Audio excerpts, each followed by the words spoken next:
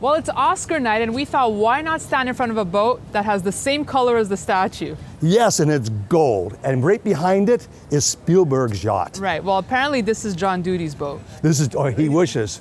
And if we're all going on later on. But it is this gorgeous, gorgeous yacht. Okay. Well, we're at John Duty's Gold Stock Analysts Day, and I was lucky enough to catch up with Frank Holmes, so he said, why not do your show on the road? And it's perfect venue. Perfect venue. And what a week that we have coming up, Frank.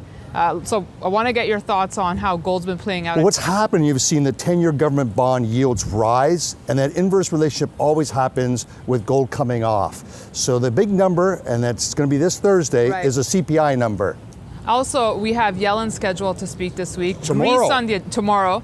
We're speaking this Sunday. We also have Greece on the agenda, and will they get some extra help this week? Let's first talk Greece. Well, I think Greece something will be resolved there, and I think that may be a factor to see gold correct, is what a lot of people are commenting on. But really, I think a lot has to do with that 10-year government yield. And is it negative or positive, and what is that trend? And it seems to play out for gold. And we'll see what happens in Ukraine and Russia. That's another bigger risk factor was taking place in Europe. Now, do you think that Yellen will have any surprises this week? No, I think it'll be very moderate, and I don't think they're going to lift rates, and I think that'll probably be bullish. But remember, we're just finishing the Chinese New Year. Right. And gold is very important. Right. It's a golden ram this year. Well, usually gold slacks off in that demand for the first 4 weeks after the New Year. And coupled with that, with rates, what will happen with CPI numbers, key for that touchdown pass on Thursday. Well, I was speaking with Garrett Goggin, who works alongside John Duty, and he was saying we could see a washout here for gold and potentially a good buying opportunity in May. Is that what you're seeing also? I agree. I think that governments are showing they're reflating, and Europe's going to reflate, and any drama that comes out of Greece or the Ukraine will spike gold quickly. Now, we're at his conference, John Duty's conference, which he picks his top 10 favorite mining stocks to focus on. Let's talk mining for a second.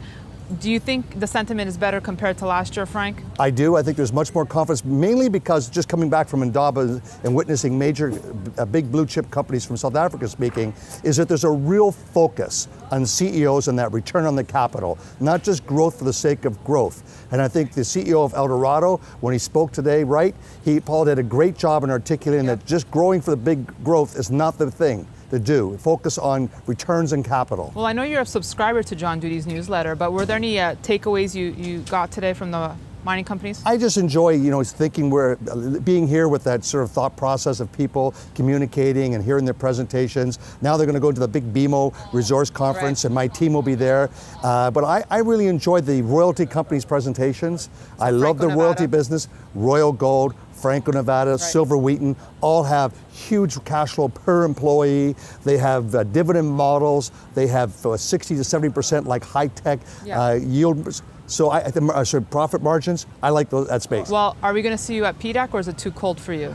It all depends. All right. Well, we'll look for CPI this week. And Frank, it was great seeing you on the road. It's fabulous seeing you in this spectacular boat. Thanks for watching Gold Game Film in Florida this week. We'll have more for you throughout the week. Thanks for watching.